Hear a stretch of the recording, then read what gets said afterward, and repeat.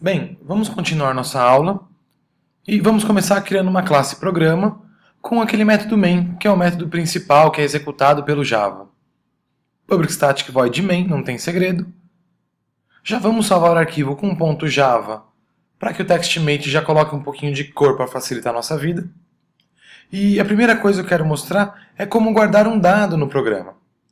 Imagine, por exemplo, que queremos guardar que o João tem 18 anos. Então, a idade do João é igual a 18. Como você já viu, todas as instruções do Java terminam com ponto e vírgula. Mas tem mais um detalhe. Toda variável no Java precisa de um tipo. Idade João é um número, e por isso usaremos a palavra int, de inteiro, ou seja, int idade João igual a 18. Você vai ver que será sempre assim. Toda variável vai ser precedida de um tipo. Int é o primeiro deles. Outro detalhe, nesse momento nós, na mesma linha, criamos a variável e demos um valor para ela. Poderíamos fazer separado, por exemplo, int idade João, ponto e vírgula, e na linha de baixo, idade João igual a 18. Aqui vamos deixar na mesma linha mesmo. Bem, uma próxima variável, por exemplo, int idade Maria igual a 21. Podemos declarar quantas variáveis quisermos. Agora, vamos supor que queremos somar a idade dessas duas pessoas. Então, 18, que é a idade do João, mais 21, que é a idade da Maria. O resultado dessa operação também precisa ser guardado numa variável. Então, vamos declarar uma variável int, porque 18 mais 21 também é um número, também é um inteiro, soma das idades igual a 18 mais 21. Só que o número 18 está guardado dentro da variável idade João. Então vamos substituir 18 por idade João.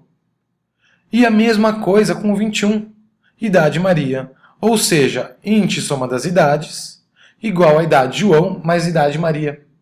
Veja que podemos usar as variáveis como se fossem números. E o compilador vai entender. Para mostrar que esse programa funciona, vamos também imprimir na tela o resultado. System.out.println, soma das idades. Abrindo o terminal, vamos lá. javac programa.java, tudo compila, isso cria para a gente um .class, java programa. Veja só, o resultado da soma apareceu. Bem, mais soma, o tracinho menos subtrai, a estrela multiplica e a barra divide. Ou seja, podemos usar o operador que quisermos. Agora, um detalhe interessante. Vamos lá. Vou declarar uma variável número, que é do tipo inteiro, e vou mandar imprimir essa variável systemout.println número. Repare que não passamos um valor para essa variável número. O que será que acontece? De volta ao terminal, vamos compilar nosso programa. Veja só, ele não compila. Olha o erro. A variável número não foi inicializada. O compilador do Java, ele é chato. Ele não deixa você usar variáveis que não foram inicializadas ainda. Então, se voltarmos para o programa e fizermos número igual a 10, e compilarmos de novo, tudo funciona agora. Tá certo? Então, aprenda a lição. Toda variável, antes de ser usada, deve ser inicializada. O próximo passo agora é guardar um número com casa decimal. Por exemplo, o número π, 3.1415. Vamos lá. Int π igual a 3.1415. Veja que isso não funciona. Porque int, como o nome mesmo já diz, guarda números inteiros. 3.1415 não é 1. Para isso, precisamos mudar o tipo. No Java temos o tipo double, que serve para armazenar números com casas decimais. Então, double π é igual a 3.1415. E, da mesma forma que fazíamos com inteiros, podemos fazer com double. Por exemplo, se eu quiser dobrar o π, double, dobro do π, é igual a π vezes 2. Por que double? Porque sabemos que 3.14 vezes 2 vai devolver um double de novo. Se imprimirmos na tela, veja só o resultado. Tudo continua funcionando. Um outro tipo muito comum no Java é o tipo boolean. O tipo boolean serve para guardar verdadeiro ou falso. Então, vamos lá. Boolean amigo é igual a true. Criei uma variável amigo e o conteúdo dela é true. Posso criar uma outra, por exemplo, boolean inimigo, cujo conteúdo seja false. Qualquer outro valor que eu tentar passar para esse boolean, por exemplo, boolean amigo igual a 1, 2, 3, não vai funcionar. O Java só aceitará true ou false. Apesar de não fazer muito sentido somar ou multiplicar booleans, tem uma operação que é interessante, a operação de negação, ou seja, inverter o valor do boolean. Então, por exemplo, boolean inimigo é igual a exclamação amigo. O que isso vai fazer? Ele vai pegar o valor do amigo, que é true, e vai inverter, ou seja, vai ficar false. Se nós invertêssemos de novo, ia voltar a ser true. Então, se é true, fica false. Se é false, fica true. É isso que o exclamação faz. O Java também é inteligente. Podemos passar expressões para ele avaliar e nos dizer se essa expressão é verdadeira ou falsa. Por exemplo, a idade do João é maior do que 18? Não, isso é mentira. Então podemos escrever boolean maior de idade é igual à idade do João maior que 18. A variável maior de idade vai ter o valor false. Bem, e já que estamos falando de comparadores, podemos ter também, por exemplo, maior igual. Basta colocar o maior e o igual logo à frente. Podemos ter o igual, só que o igual usamos dois iguais. Por que dois iguais e não um só? Porque um igual só para o Java significa atribuição. Veja que você fez lá em cima, idade João igual a 18.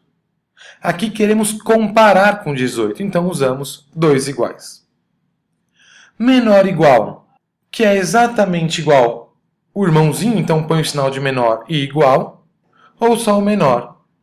Legal, já perceba que esse tipo de coisa será bastante útil ao longo da nossa vida como programador, pois queremos que nosso programa tome decisões a partir de informações e dados que manipulamos. Se o João for maior que 18, faz isso, se for menor, faz aquilo.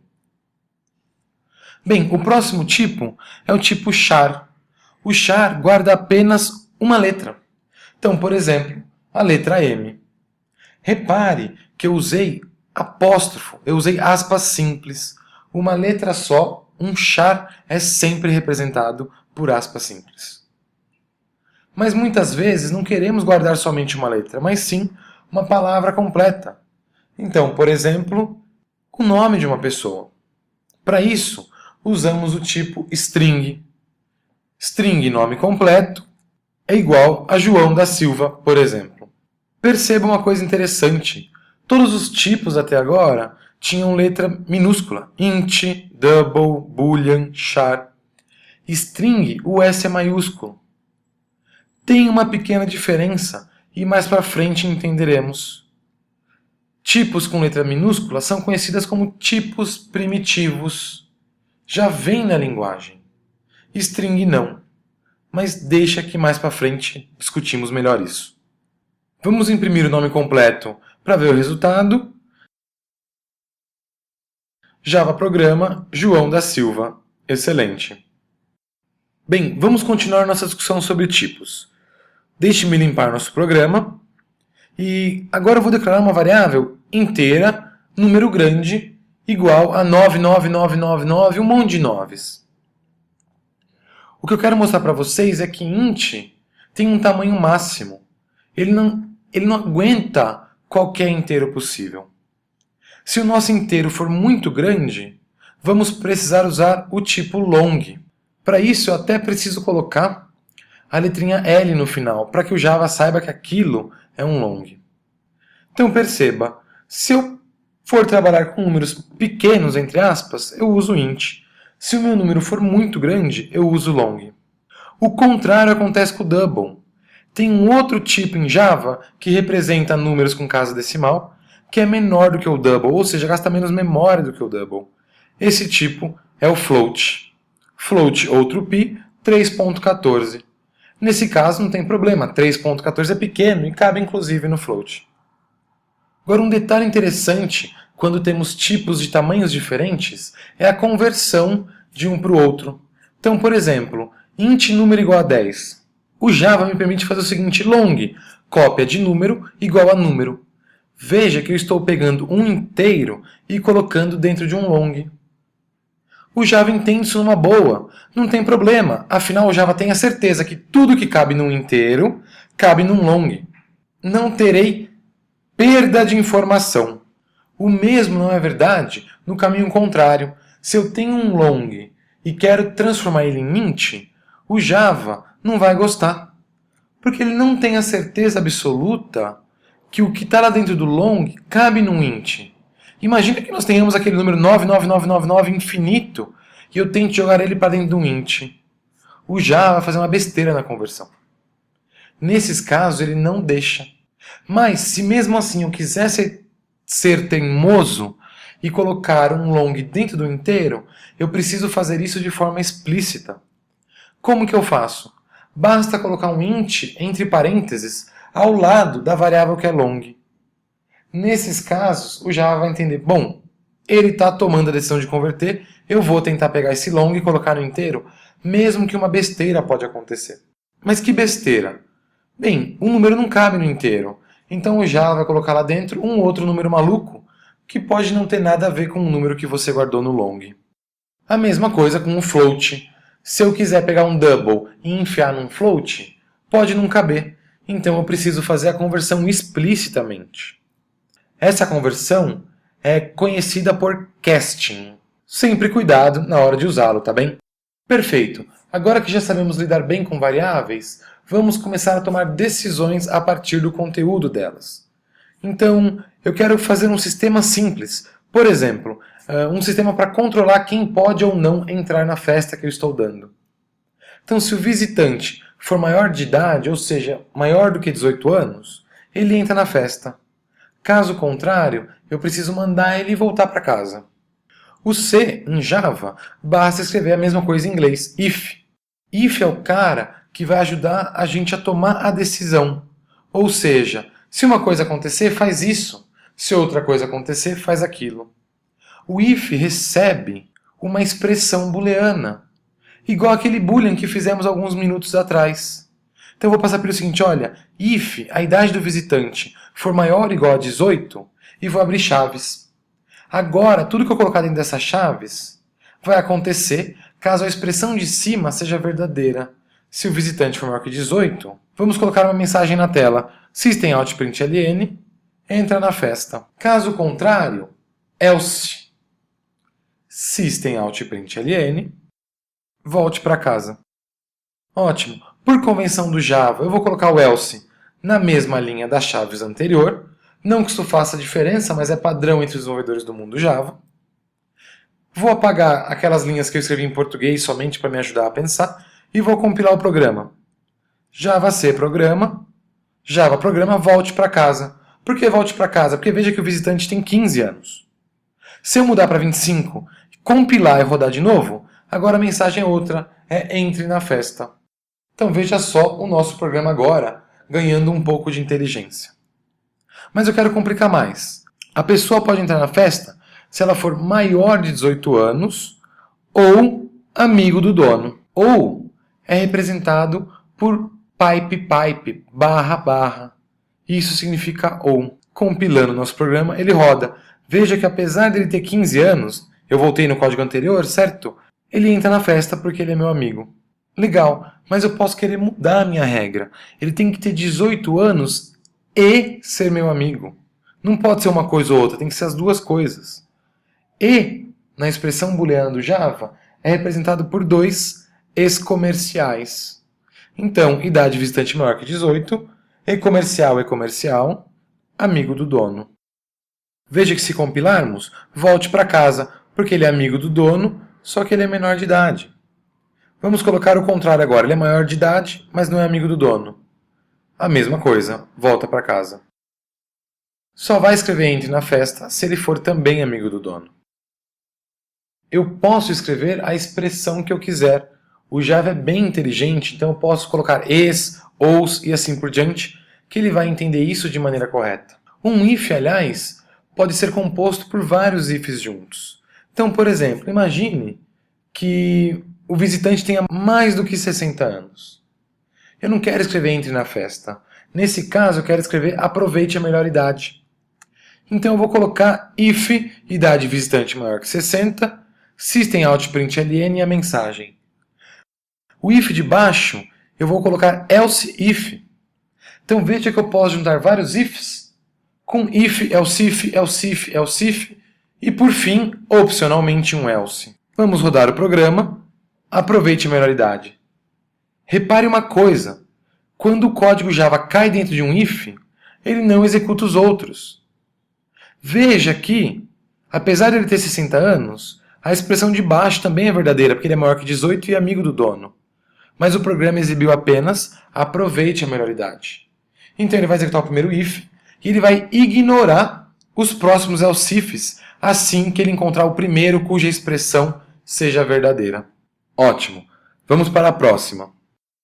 O que eu quero fazer agora é o seguinte. Eu quero dar parabéns para uma pessoa que fez desde 1 ano de idade até 100 anos. Então eu quero que o meu programa imprima parabéns pelo primeiro aniversário, pelo segundo aniversário, pelo terceiro aniversário e assim por diante. 100 vezes. Não faz sentido escrever 100 system.out.printlns. É trabalhoso demais. Eu quero fazer com que o computador repita a mesma operação 100 vezes. Para isso, eu vou usar uma estrutura que se chama for. O for é um loop, ou seja, ele vai repetir um determinado trecho de código por um tempo, entre aspas, determinado. Um loop repete um trecho de código até que determinada condição deixe de ser verdadeira. Então, por exemplo, for int i igual a 0, ou seja, estou falando para o for, olha, a primeira coisa que eu quero que você faça é criar uma variável i, e essa variável vai começar com o valor 0. Ponto e vírgula, i menor do que 100. Ou seja, você vai repetir um trecho de código para mim, enquanto a variável i for menor do que 100. Veja que já nesse momento ela é menor que 100, porque ela é 0. 0 é menor que 100. Em seguida, i++, ou seja, vai somando 1 nesse i. Então o i vai começar com 0, depois com 1, depois com 2 e assim por diante. Abro chaves e dentro eu vou colocar system.out.println, parabéns pelo aniversário, número, mais i. Veja só o que eu fiz agora, eu somei uma string com um número. O Java aceita isso. Isso vai virar um texto único. Parabéns pelo aniversário, número 0, por exemplo, ou 1 e assim por diante. Compilando nosso programa, se rodarmos, veja que ele exibiu desde o parabéns 0 até o parabéns 99. Não gostei, quero que seja de 1 até 100.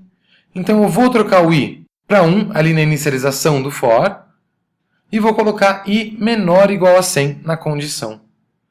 Todo for tem sempre essas três partes: inicialização, a condição e o incremento. Eu poderia ter escrito o mesmo programa usando um outro loop, o while. Então, por exemplo, o while, j menor ou igual a 100. Veja que o while é mais simples, ele simplesmente recebe uma condição. System.out.println, parabéns pelo aniversário número j. E em seguida, j++. Eu preciso incrementar o j, certo? Senão o j vai valer para sempre o mesmo valor.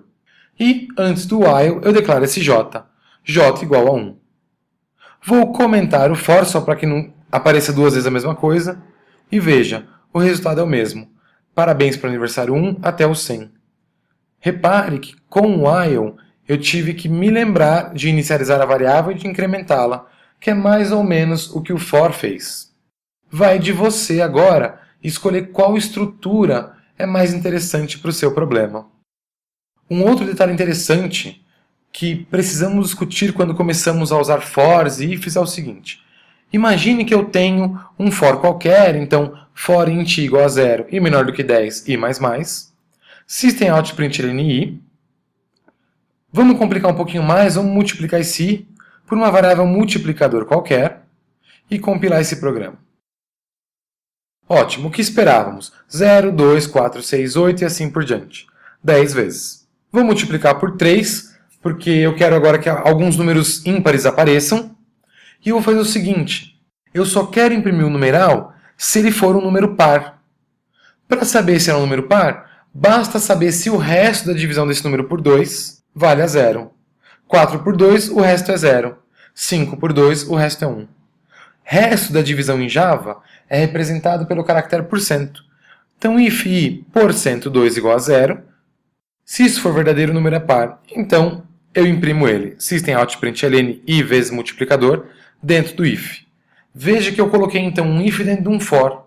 Eu posso aninhar, como nós chamamos, estruturas dentro de estruturas. Então, fors dentro de ifs, dentro de fors e assim por diante. O programa roda, excelente. Dentro desse if, eu vou declarar uma outra variável, int número qualquer igual a 10. E vou imprimir esse número qualquer. Logo embaixo desse sysout que já temos, system.out.println número qualquer. Ao rodarmos, veja, o número e o número 10. Um número e o número 10. Excelente. Só que agora eu quero tentar fazer a mesma coisa fora desse if. Então, system.out.println número qualquer. Veja que o nosso programa não compila, porque a variável número qualquer não existe.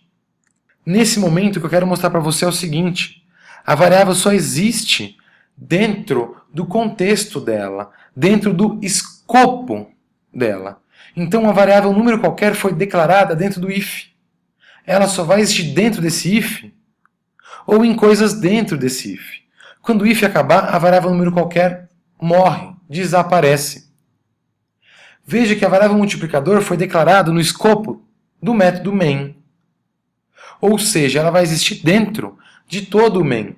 Então eu poderia usá-la dentro do for, dentro do if, fora do if, fora do for. Então, lembre-se disso. A variável só existe no escopo dela. O escopo é definido pelas chaves que estão antes dela. Por fim, a próxima estrutura de controle que eu quero mostrar é o switch. O switch é como se fosse um if. Então, por exemplo, int número igual a 1, switch num. Case 1, ou seja, se a variável num tiver o valor 1, imprime então na tela system.out.println 1. Case 2, system.out.println 2. Veja que é como se fosse um if. Eu posso ter vários cases. Só que o switch é bem mais simples, ele só compara conteúdos mesmo. Ele também tem o else dele. O else dele é representado pela palavra default. Ou seja, nesse nosso caso, se não for nem 1 nem 2, então imprime um número muito grande. Ótimo. Só por um pequeno detalhe do switch, embaixo de cada case, para finalizar, eu preciso da palavra break. Então, case 1, system.out.println 1, break. A mesma coisa no 2, e no default não é obrigatório. Compilando o programa e rodando, ele imprime 1. Se mudarmos para 2 e compilarmos de novo, agora ele imprime 2 para a gente. Por fim, número grande. Apesar do switch existir, ele é geralmente uma estrutura que usamos muito pouco, porque ele é muito simples e geralmente ele pode ser escrito de uma outra maneira. Nesta aula, aprendemos então tipos do Java, então inteiros, long, booleanos, chars, strings, etc. E além disso, aprendemos estruturas de controle, como ifs, fors, while e switch. Dominá-los é essencial para escrever bons programas.